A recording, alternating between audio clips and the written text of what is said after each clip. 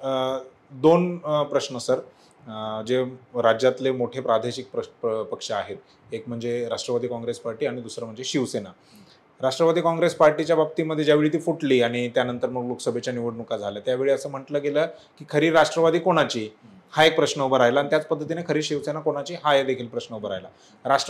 राष्ट्रवादीच्या बाबतीतलं उत्तर लोकसभेमध्ये मिळालं अशी त्यावेळी चर्चा होती. अजित पवारांपेक्षा जास्त जागा ज्या आहेत ते शरद पवारांनी निवडून आणल्या खासदारकीच्या. तर त्यावेळी असं म्हटलं की हा निकाल लागला, हा प्रश्न आता संपला, त्याचं उत्तर मिळालेलं आहे की खरी राष्ट्रवादी आता शरद पवारांची आहे. काय विधानसभेच्या हे जे आता जे कल येत आहेत, जे काय ट्रेंड आहेत, त्यानुसार हा प्रश्न पुन्हा उभा राहिलाय का की खरी राष्ट्रवादी कोणाची? आता स्वाभाविकपणे चर्चा आहे. कारण काय की तसं प्रचार पण झाला तसा निवडणुकीमध्ये की ही निवडणूक खरी शिवसेना कोणाची आणि खरी राष्ट्रवादी कोणाची ही ठरवणारी निवडणूक आहे असा प्रचार झाला. पण जसा तो प्रचार लोकसभेमध्ये त्याच्यासाठी झाला, हे केवळ नुसतं तुम्ही म्हणून त्याच्यामध्ये नाही झालेलं.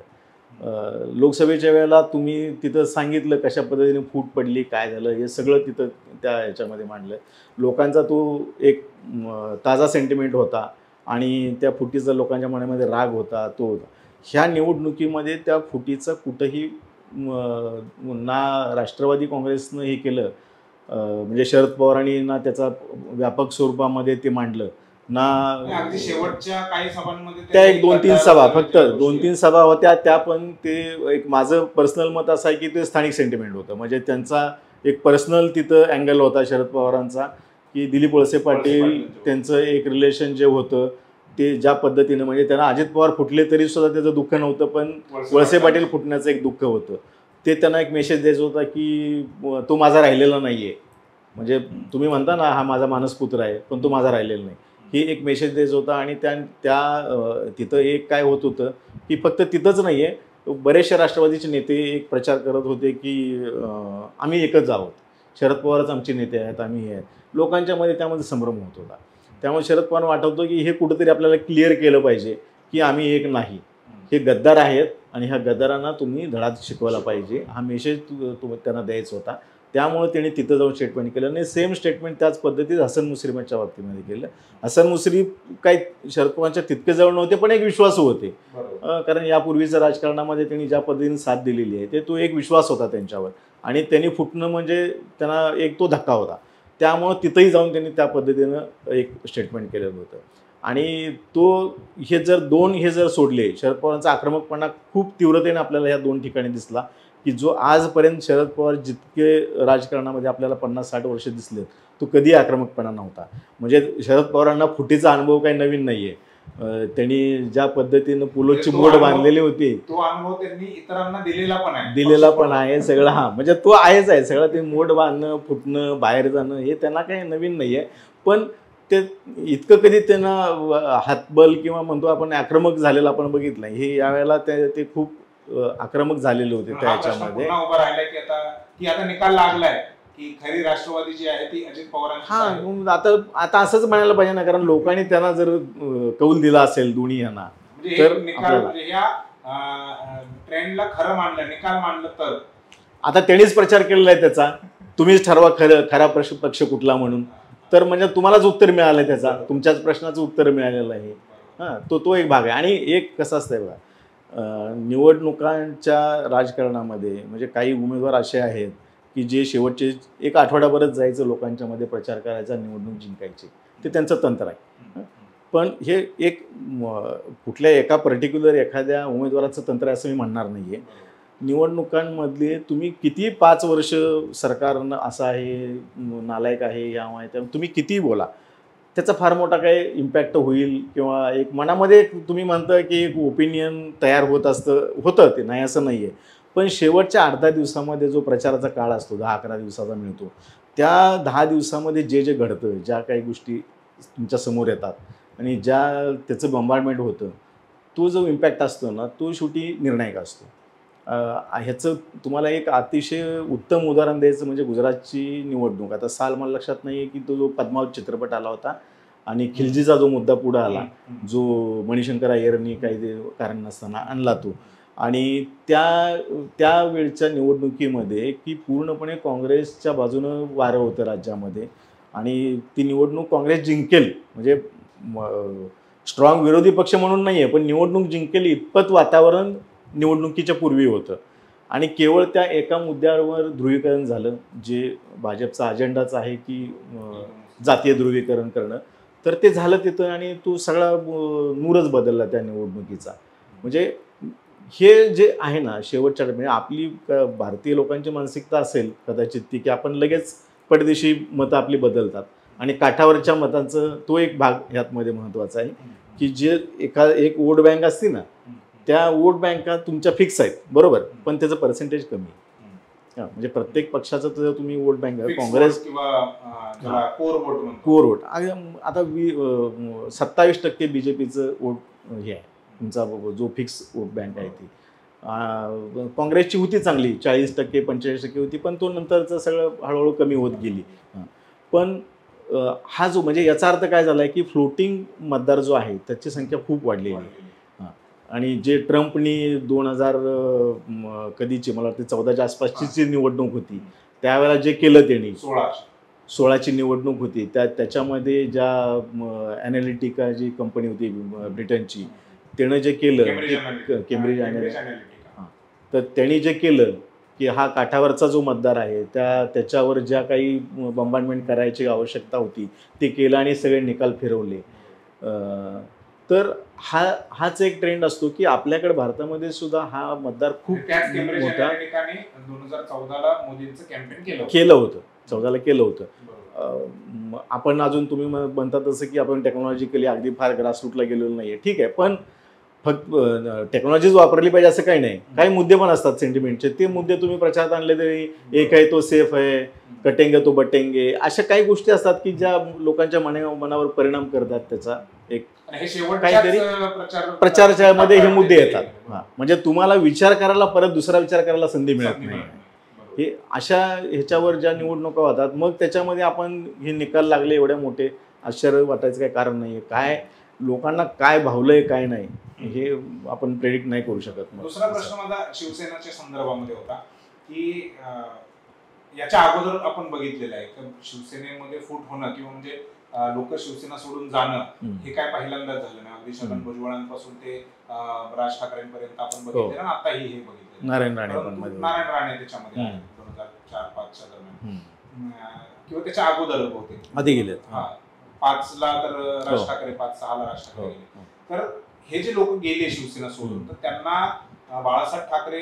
त्यावेळी जिवंत होते ते शिवसेना प्रमुख होते आणि त्यांनी ज्या आक्रमकतेनं त्यांना संपवलं म्हणजे अगदी जे सोडून गेले त्यांचं राजकीय अस्तित्व धोक्यात येते की काही पर्यंत त्यांना म्हणजे हे केलं होतं जेरीस आणलं होतं तर अशा पद्धतीचं आक्रमकपणा हा उद्धव ठाकरेंनी हे 40 लोक गेल्यानंतर दाखवला नाही किंवा त्यांच्या भाषणांमधून लोकसभेच्या वेळी त्यांनी फक्त गद्दार आहे पाठीत खंजीर खुपसला वगैरे त्या गोष्टी हे केल्या आताही तेच मुद्दे होते आक्रमकपणा कुठे दिसला नाही आणि त्यामुळे हे चित्र दिसलंय का की शिवसेनेच्या म्हणजे उद्धव ठाकरेंपेक्षा जास्त जागा म्हणजे दुपटीने जागा ह्या एकनाथ शिंदेच्या येतात म्हणजे त्यांच्यासोबतचे 50 गेले होते त्यांनी त्या सीट तर त्यांनी राखल्यात त्याच्यावर त्यांनी आमदार निवडून आणले म्हणजे आणतील असं दिसतंय त्या उद्धव ठाकरेंचा आक्रमकपणा कमी असल्यामुळे हे सगळं दिसतंय का हे बघा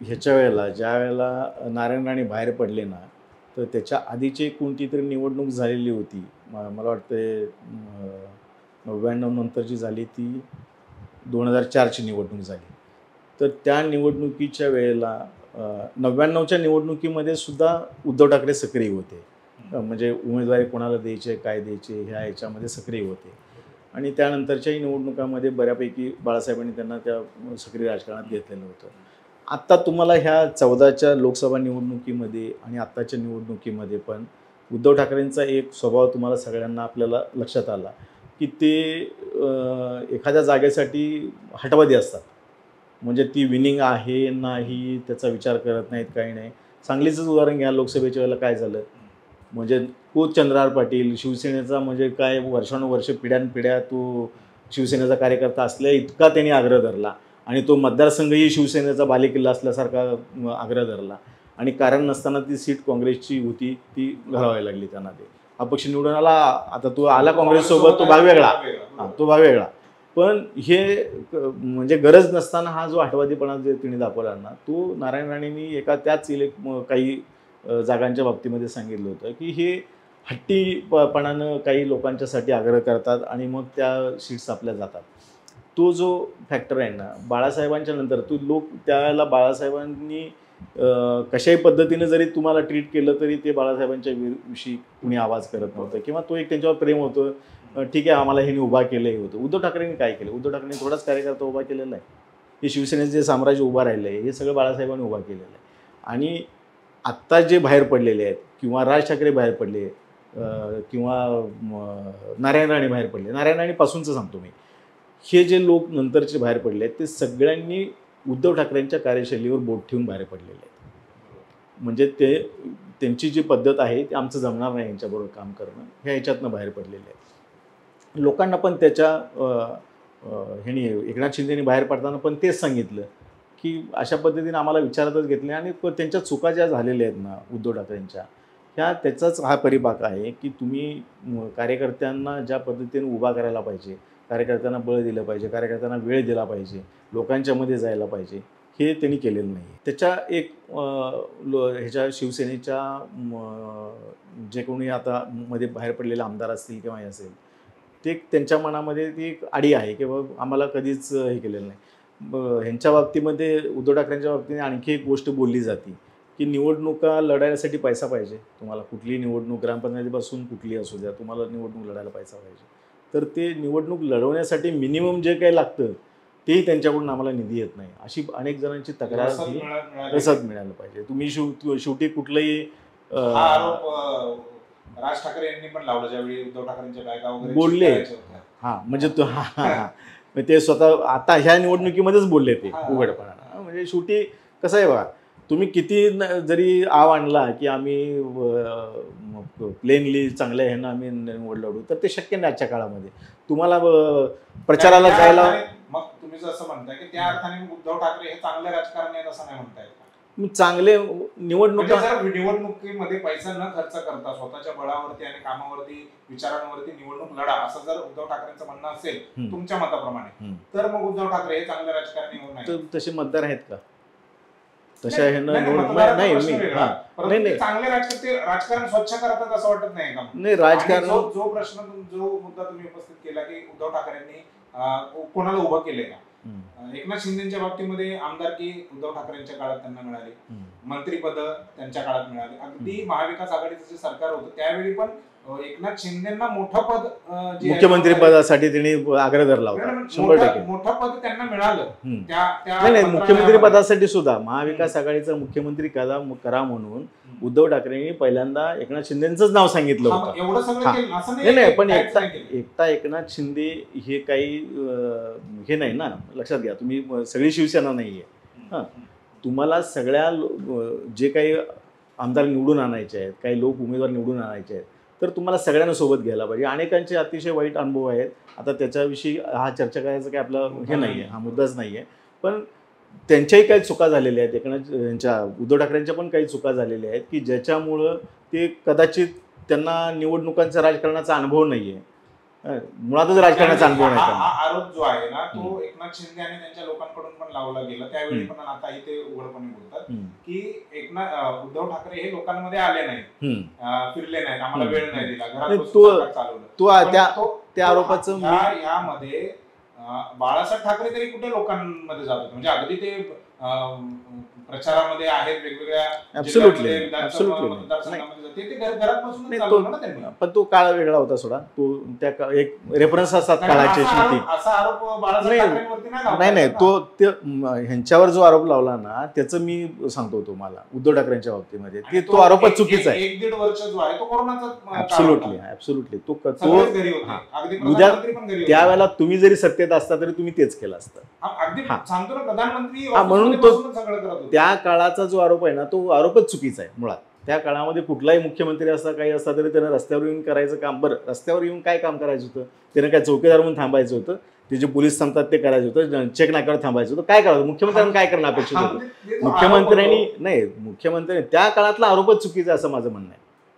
मी एक तुम्हाला सांगतो की उद्धव ठाकरेचं राजकारण हे कसं झालेलं आहे किंवा शिवसेनेचं राजकारण हे कसं झालेलं आहे की शिवसेनेचं राजकारण हे मुंबई केंद्रित झालं. त्याच्यानंतर मुंबईशी संबंधित कोकण आहे, कोकणातला मतदार आहे म्हणून कोकणाशी रिलेटेड झालं.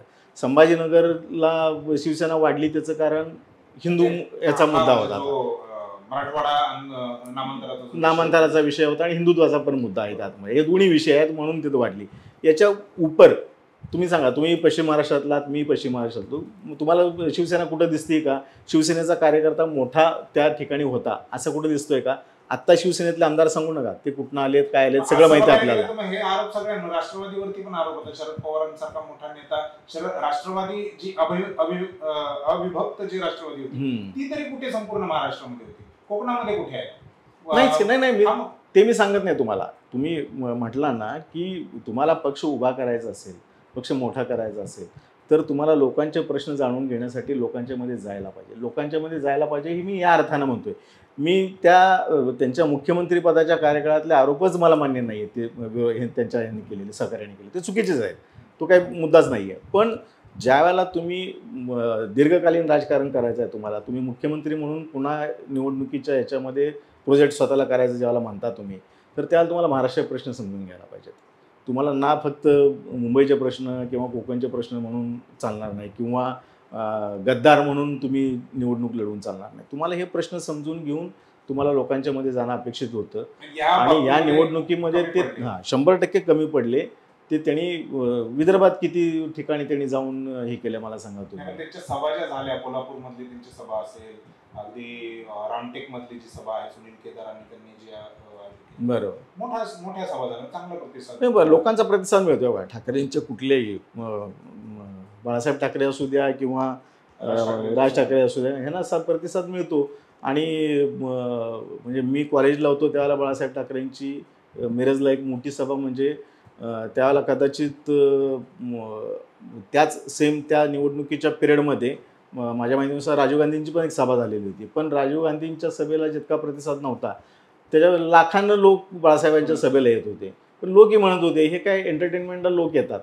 म्हणजे हा एक तो अप्रोच होता की बाळासाहेबांची सभा ऐकणं म्हणजे तुमची करमणूक आहे का काय, असं होतं की ते त्यांची शैली आक्रमक होती, ते मांडणी चांगली करत होते, सगळं बरोबर. आक्रमकतेवरती बोलायचं आहे की बाळासाहेब ठाकरेंची आक्रमकता आणि राजकारणातली, त्यांच्या बोलण्यातली, त्यांच्या भाषणातली आणि उद्धव ठाकरेंची भाषणं ती नाहीच आहे. त्याचा परिणाम झालाय का? 100% आहे.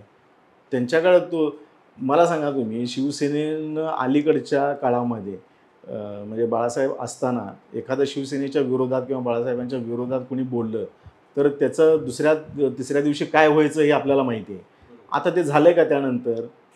म्हणजे याचा अर्थ उद्धव ठाकरेंची शैली ही 100% चुकीची. शिवसेनेला जी लौकिक, शिवसेनेचा जो लौकिक होता त्या ह्याची राहिलेली नाही आहे.